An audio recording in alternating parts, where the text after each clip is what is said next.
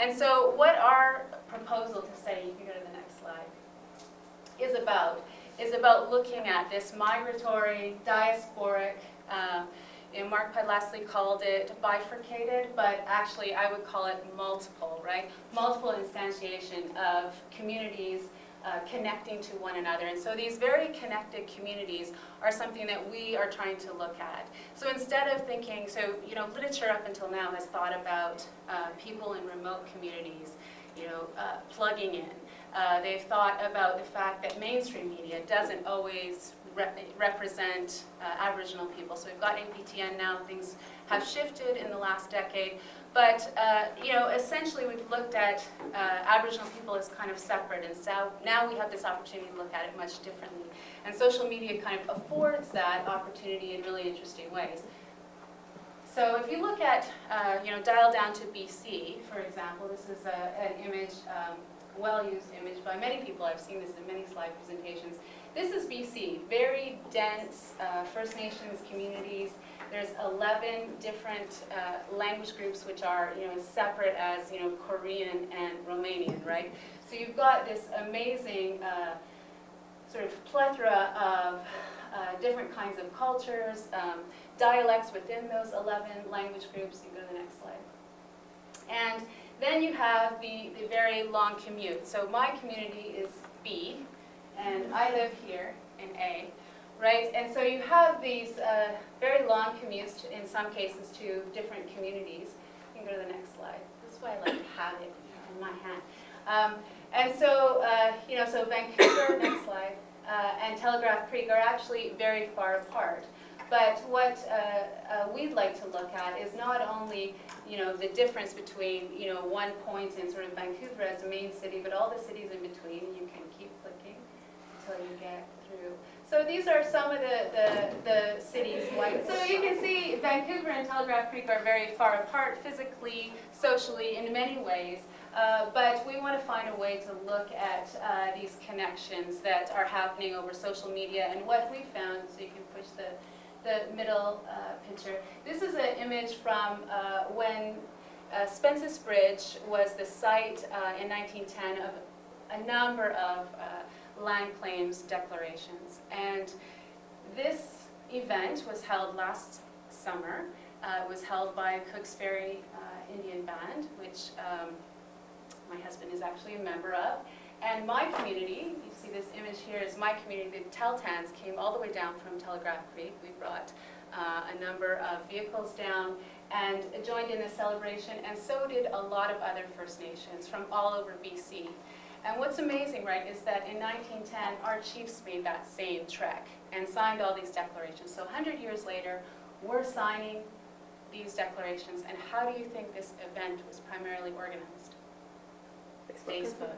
Right? So things have changed remarkably about how we organize and how we travel. And this is what we're trying to put our finger on. Instead of looking at communities, again, as remote, but as connected, and as connected to each other. And you find, really interesting notes on Facebook of, young people in our community who have, over 1,000 friends from all over the country.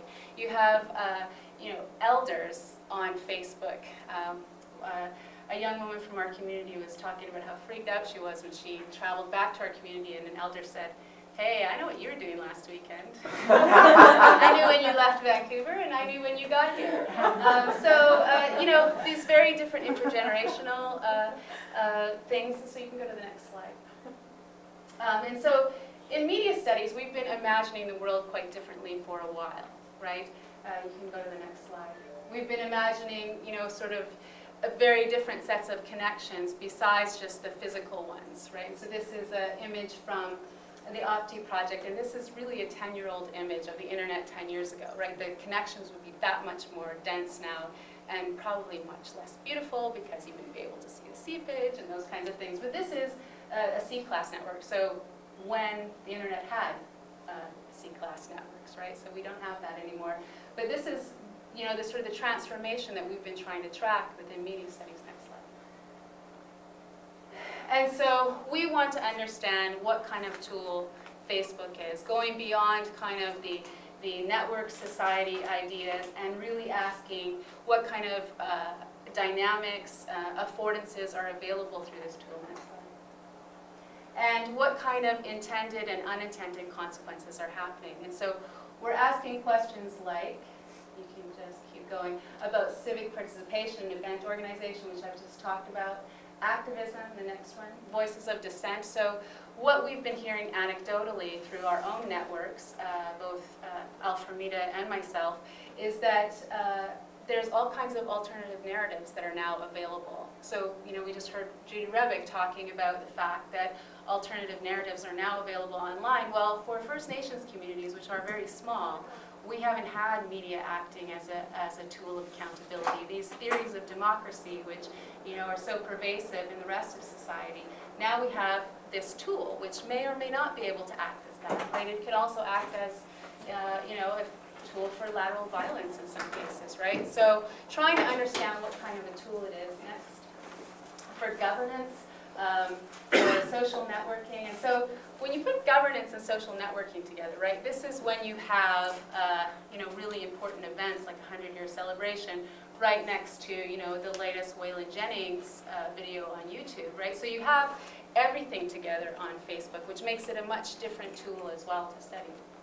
And again, self-representation is something that we've been speaking about really since First Nations began to utilize media in the 1970s. What you find is that when email came along, when you know, the satellite went up, when all of these new tools were available throughout media history in Canada in the last 40 years, you see that First Nations have continually adopted it quickly, and adopted it for means of self-determination, right? So that's continually what underlies a lot of the adaptation of new media.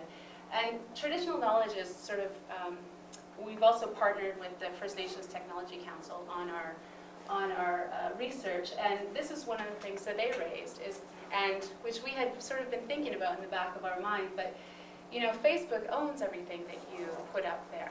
And so what does that mean when it comes to traditional knowledge? You know, the next thing. So entertainment, I've already mentioned that. News, you know, so. Okay,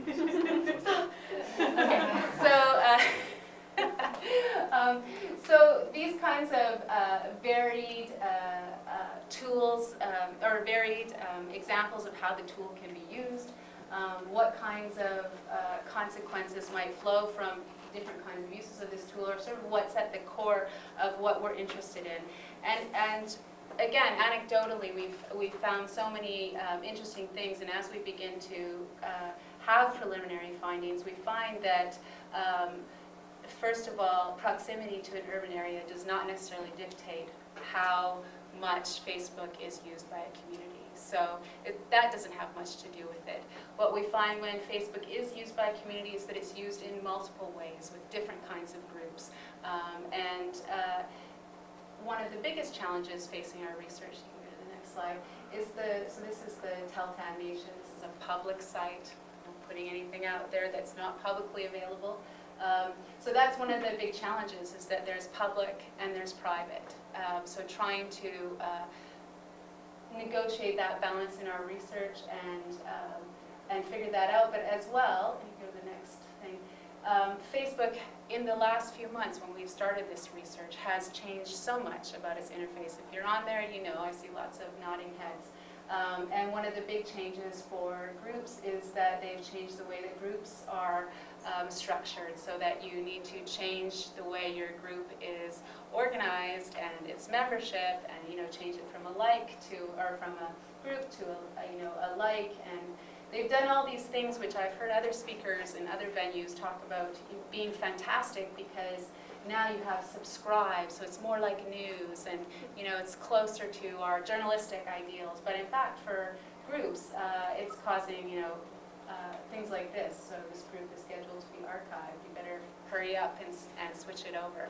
So not only does this present challenges for the groups, but it presents challenges for research, because we're trying to understand what is essentially a moving target and is moving all the time, and ask questions about what kind of tool it is for First Nations. So again, I said that I did this with I undertook this research with Alfred Hermida, but also with the First Nations Technology Council, and big thanks to one of our graduate students at the School of Journalism, Natalie Dobbin. All right, so that was CANDIS CALLISON, and you know, my name is Gennarji O'Sullivan. Next up we have Duncan.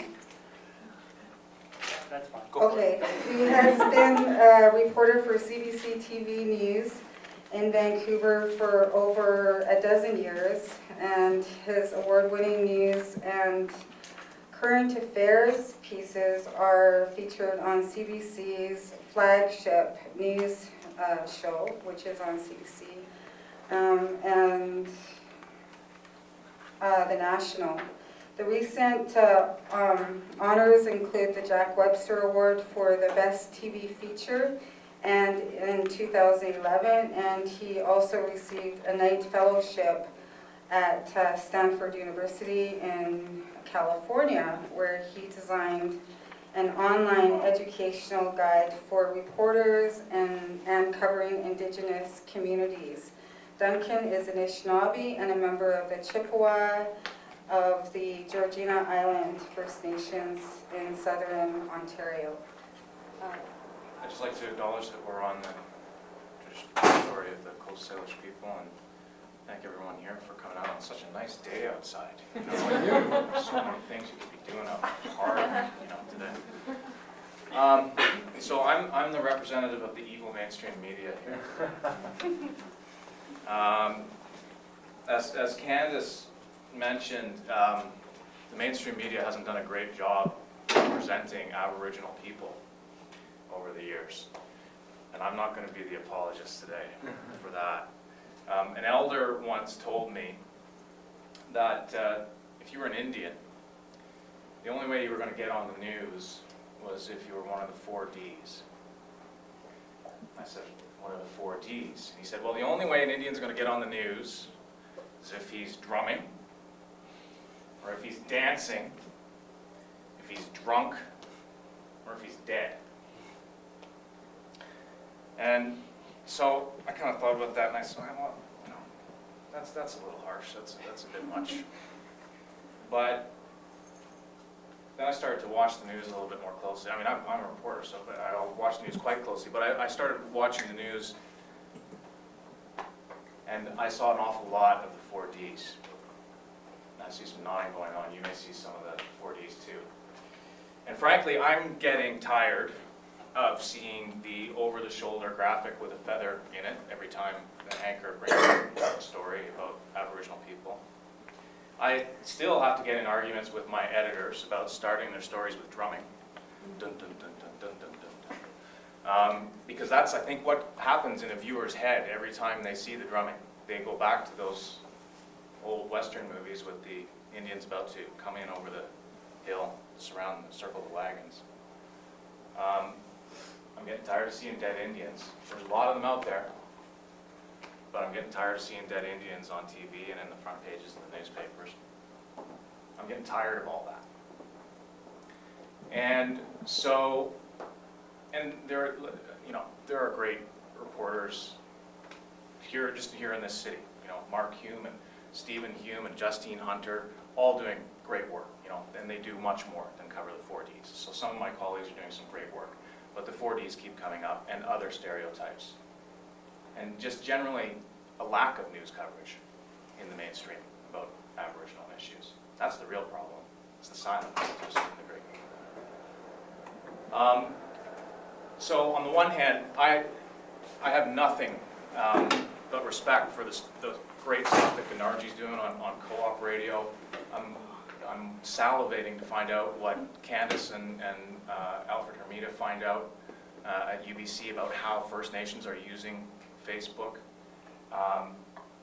You know, but on the other hand, and there are some amazing, you know, First Nations, Lheidli T'enneh is doing great work, and there's some great First Nations, you know, radio and all kinds of alternative media where First Nations people are using their own voice, and that's fantastic. But at the